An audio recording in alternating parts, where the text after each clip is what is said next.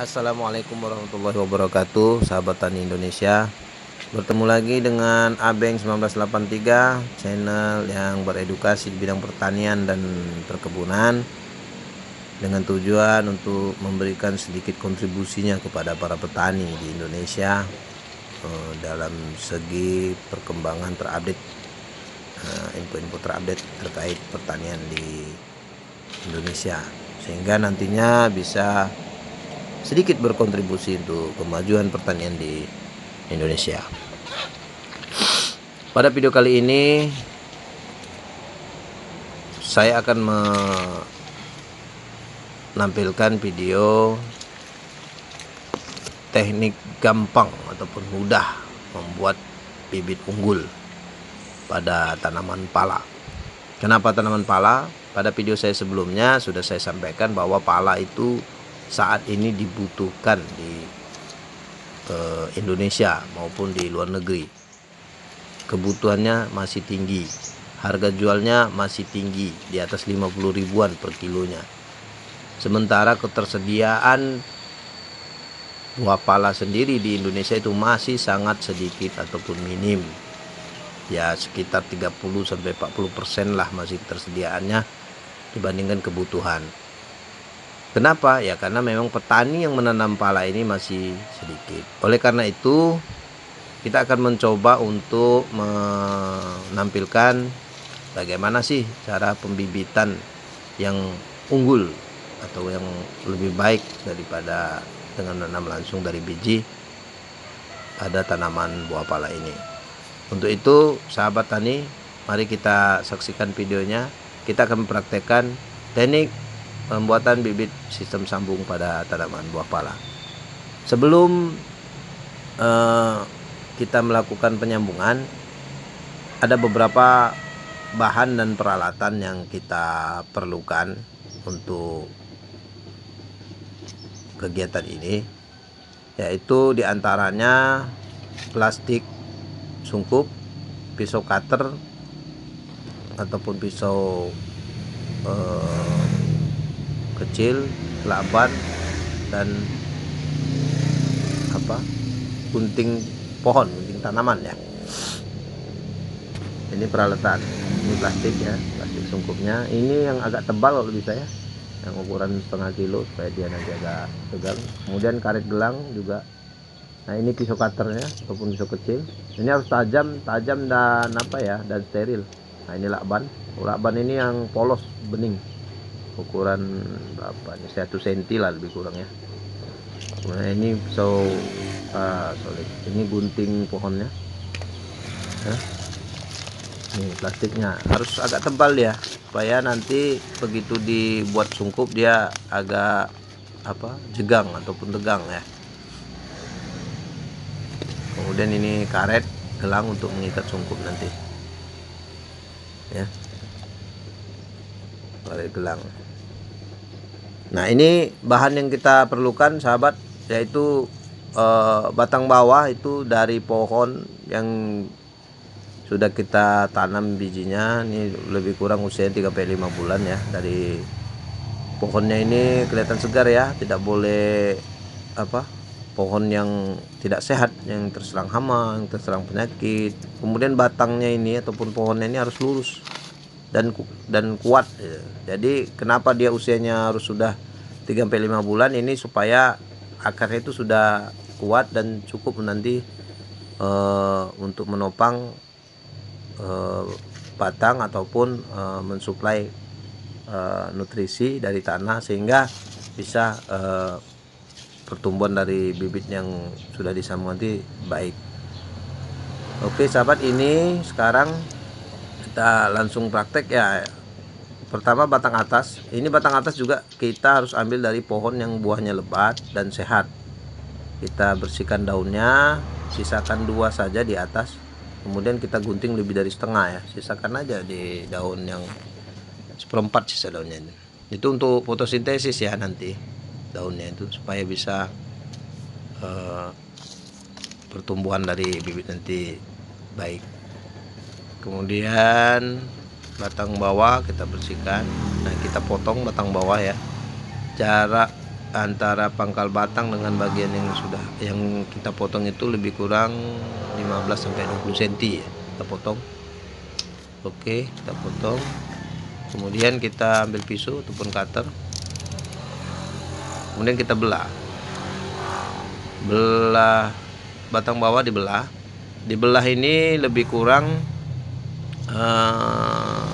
panjangnya itu 3 sampai 5 cm. Belah ya, hati-hati karena batangnya masih agak kecil. Oke, makanya pisaunya harus tajam ya.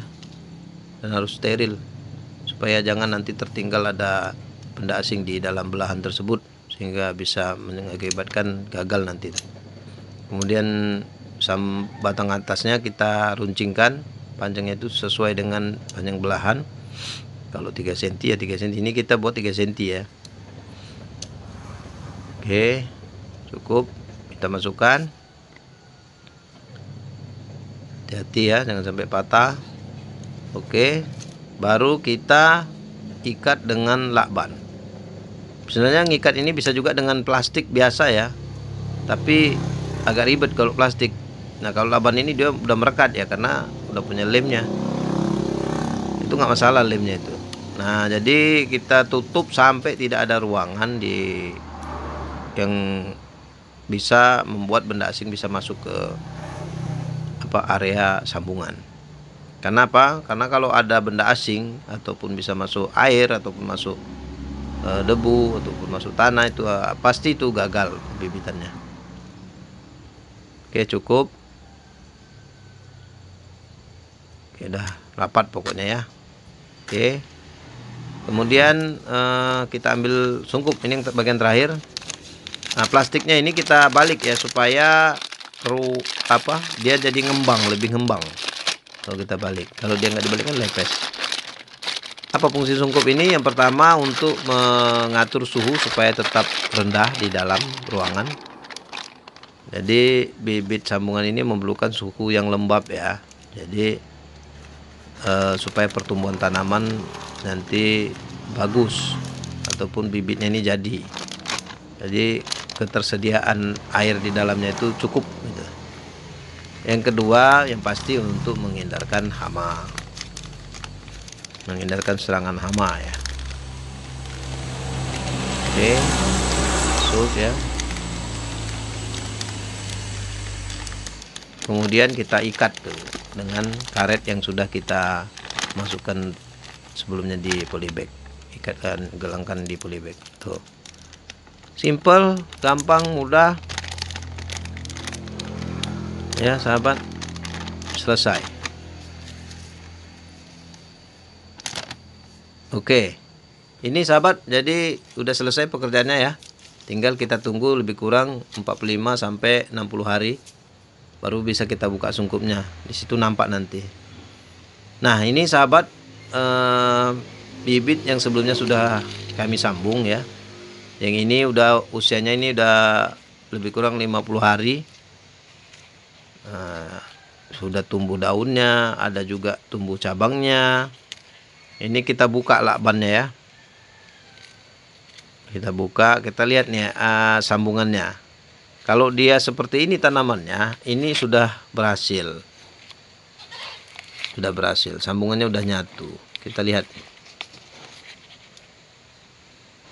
Ini udah siap untuk ditanamkan ke tanah. Kita lihat sahabat. Iya. Gak banyak ya kemarin kita laban ya. Takut ya, aman dia. Takut masuk benda asing. Tuh.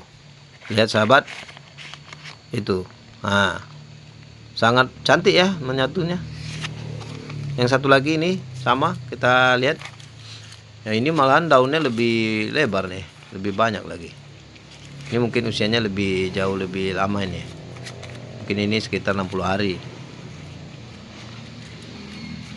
Kita buka lakbannya dahulu, kita tengok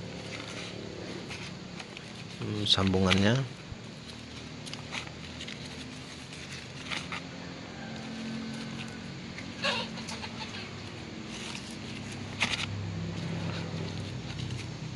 Oke sahabat, bagus ya sambungannya, berhasil juga. Jadi apa sih kelebihannya kalau bibit hasil sambungan? Ini keunggulannya yang pertama, akan berproduksi lebih cepat dibandingkan dengan yang kita tanam dari bibit. Ini contohnya. Ini tanaman pala yang usianya belum setahun malahan, udah berbunga, udah keluar bunga ya. Lelah. Nah. Yang kedua, tentu dia akan lebih menghasilkan produksi yang lebih cepat lagi dan lebih banyak dibandingkan dengan yang dari biji. Ya, itu sahabat ya. Jadi gampang membuat bibit unggul dari tanaman buah pala. Oke sahabat, itu saja. Lebih dan kurang mohon maaf. Jangan lupa like, komen, subscribe, tekan tanda loncengnya untuk mendapatkan video-video yang bermanfaat lainnya dari kami. Wassalamualaikum warahmatullahi wabarakatuh.